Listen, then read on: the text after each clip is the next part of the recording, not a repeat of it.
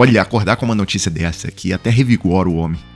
Zambelli está presa em presídio superlotado na Itália e irá depor no dia 1º de agosto. Eu lembro do Bolsonaro falando da situação de presídio superlotado e tal. Defesa de presidiários. Os presídios brasileiros estão uma maravilha. Lá é local do cara pagar seus pecados. E não para viver no spa, em vida boa.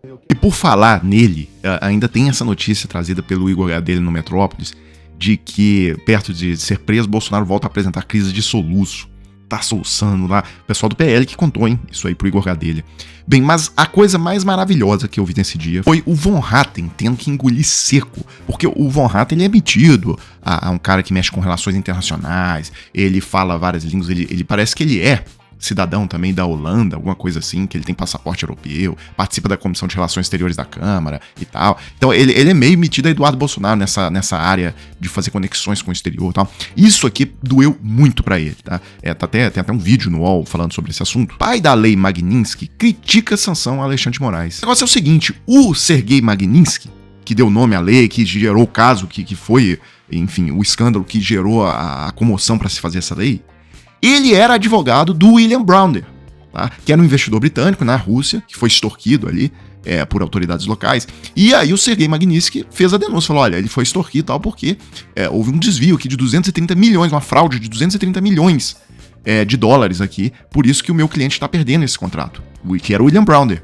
E aí mataram o Magnitsky, né? O governo da Rússia ali apagou o Magnitsky. Bem, aí o William Browder passa a circular pelo mundo, fazendo uma campanha pela criação de uma lei para punir esse tipo de crime contra a humanidade e tal, e consegue a aprovação da lei Magnitsky, que leva o nome ali do advogado dele, tá? E aí ele diz o seguinte: passei anos lutando pela aprovação da lei Magnitsky para acabar com a impunidade contra violadores graves dos direitos humanos e cleptocratas. Pelo que sei, o juiz brasileiro Moraes não se enquadra em nenhuma dessas categorias. Além disso, ele faz esse comentário em resposta, né, na verdade, compartilhando uma publicação que dizia assim: é um dia triste quando os Estados Unidos usam a lei que o William Browder criou e lutou tanto para criar contra um juiz brasileiro da Suprema Corte puramente por politicagem, tá? Aí o Van Hatten ficou louco com isso, né? Aí entrou comentando, dizendo que não, o Moraes é um grande violador de direitos humanos e tal, mas não adianta nada, até essa fala total, ninguém acredita neles. O curioso é que não é só que o Alexandre de Moraes não viola direitos humanos, etc. É mais, né? Na verdade, o Alexandre de Moraes, ele evitou que um bando cleptocrata, apoiado pelo Van Hatten, introduzisse uma ditadura no Brasil. Queria matar muita gente, como foi feito com o Magnitsky. Aliás, o Van Hatten apoia a ditadura de 64. E que fez vários assassinatos também, né? Então, corretíssima a percepção que o William Browder tem da situação. E aí, para fechar a tampa do caixão do Van Hatten, ainda vem a maior organização de direitos humanos do mundo e condena a tarifa contra o Brasil e a sanção contra o Alexandre de Moraes, dizendo, a Human Rights Watch, dizendo que as sanções contra o ministro do Supremo Tribunal e as tarifas impostas pelo governo Trump ao Brasil são uma clara violação da independência judicial, pilar da democracia. E ainda vem a The Economist, faz um ataque sem precedentes de Trump ao Brasil, pode sair pela culatra. Ou seja, a iniciativa bolsonarista para tentar fazer uma campanha, talvez levar isso aí até para a Europa, essa campanha contra Alexandre de Moraes e tal, fracasso completo. Aliás, nessa linha, saiu hoje uma Atlas Intel, contratada pela Bloomberg. Lula tem 47... na verdade, eles pegaram vários cenários, tá? Inclusive cenários sem o Bolsonaro. Mas no cenário com o Bolsonaro, Lula tem 47,8 contra 44,2 de Bolsonaro. O Lula botando 3,6 de distância pro Bolsonaro. Então, Lula 47,8, Bolsonaro 44,2, Ciro 3, Simone Tebet 1,4. Isso aqui é o cenário igual de 2022. Tá? Agora, é bom destacar que na pesquisa de março, essa mesma pesquisa em março, dava o Bolsonaro com 5 pontos de vantagem em relação ao Lula. Então vocês vejam como houve uma inversão de quase 8 pontos nos últimos meses. E essa pesquisa deixa claro que é o seguinte: a votação do Bolsonaro é o teto desse grupo bolsonarista, independentemente de quem seja o candidato. Pode ser o Zema, pode ser a Michelle, etc. Quando você vê as simulações de segundo turno, o resultado, o teto, é a própria votação que o Bolsonaro teria. Bem, mas aí eu sigo aqui com o editorial da Folha de São Paulo de hoje. Eduardo Bolsonaro, inimigo do Brasil. Deputado eleito por São Paulo faz de tudo para defender a própria família sem se importar com os interesses nacionais. Eles dizem, eu chamo a atenção para esse trecho, eles dizem que o Eduardo Bolsonaro está vivendo num mundo de ilusões, em que ele acha que ele vai dobrar, todo o Congresso vai dobrar, o presidente da Câmara do Senado vai dobrar o STF, etc. Eles dizem, nesse mundo de ilusões, Eduardo considerou apropriado, por exemplo, misturar bravata com retórica miliciana, para dizer que Hugo Mota e Davi Alcolumbre, respectivamente presidentes da Câmara e do Senado, podem sofrer sanções americanas se não agirem em prol de Bolsonaro. Para piorar, disse que atuará contra a comitiva de senadores que foi aos Estados Unidos com a missão de conter a taxação dos produtos brasileiros. Abre aspas para o Eduardo Bolsonaro. Eu trabalho para que eles não encontrem diálogo, afirmou em entrevista ao SBT. E aí eles dizem que, de todo modo, a sombra do tarifaço já afetou diversos setores no Brasil. Uma crise tão complexa nunca tem um único culpado, mas ninguém está mais associado a ela do que Eduardo Bolsonaro, cuja estratégia delirante, como se evidencia a cada dia, mais atrapalha do que ajuda seu pai. E, aliás, atrapalha a ele próprio também. Porque hoje a Andréa Sadi traz uma matéria, o Valdo Cruz também, de que está já sacramentado o cenário que o Eduardo Bolsonaro vai ser condenado criminalmente por coação ao curso do processo. Inclusive, como é um ato contínuo, que Eduardo escala a crise e pode ser preso ao pisar no país. Tá? Porque, como ele está fazendo a coação a cada minuto que ele está respirando, solto, cabe prisão preventiva. E eu queria fechar com isso aqui, pessoal.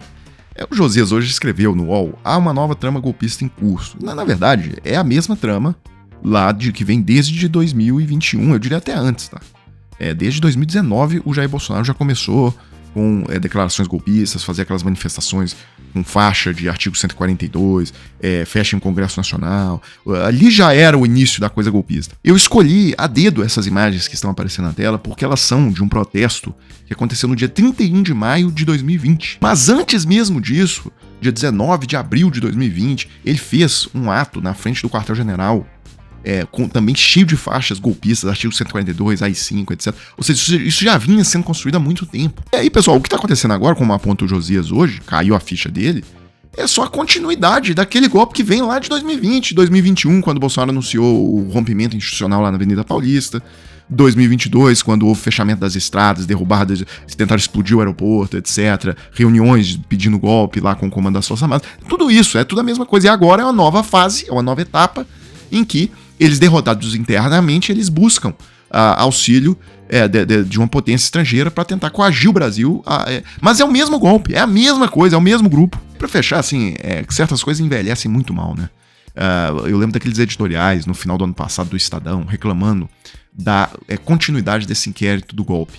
Tá? O incrível inquérito de 2000 dias. Não há lugar numa democracia para um inquérito tão longevo. Na época, eu já apontava a hipocrisia disso aqui, porque na época da Lava Jato, os inquéritos duraram 5, 6 anos e nunca vi uma reclamação sobre a duração desses inquéritos. E como que esses editoriais da Folha também envelheceram mal, né? Porque tá claro que o golpe continua, né? Inclusive numa nova frente agora fortíssima. Então a necessidade do inquérito tá mais evidente do que nunca, né? Então, como que isso aqui realmente, pessoas dão opiniões assodadas, né? E o tempo acaba mostrando como que elas estão erradas. Só chegamos naquele momento do vídeo em que eu falo com vocês daquela oportunidade para se trabalhar de casa, 100% home office, você que está precisando de um dinheiro extra, ou você que está precisando até mesmo da fonte primária de renda. Olha só, eu trouxe alguns novos depoimentos para vocês de pessoas que procuraram o Clayson e obtiveram um excelente resultado. A Maria, por exemplo, relata que estava desempregada, então ela está por conta, ela é dedicação exclusiva, tá? E tirou, por exemplo, $984 esse mês, fazendo a conversão das aproximadamente R$5.500. Agora, mesmo para você que não está na condição de desempregado, a gente tem aqui, por exemplo, o depoimento do Carlos Matos. Ele é uma pessoa que procurou o Clayson, mas ele tem outro emprego. Ele dizendo aqui, olha, hoje, por exemplo, cheguei exausto depois de mais de 10 horas no trabalho lá na fábrica e estou aqui, né, dedicando e tal, queria compartilhar o resultado de um mês, $643, tá? Ou seja, conseguiu aí aproximadamente R$3.200, sem ser dedicação exclusiva, tá? Só reforçando aqui, não é bet, não é casa de aposta, não é nada disso, isso aqui é trabalho sério. Então, se você tiver interesse nessa oportunidade, pode clicar no link que tá aqui abaixo na descrição do vídeo e você vai conversar lá com o Clayson, que vai te explicar tudo direitinho, você vai compreender exatamente do que se trata. Pessoal, então é isso, eu fecho agora e volto numa próxima oportunidade.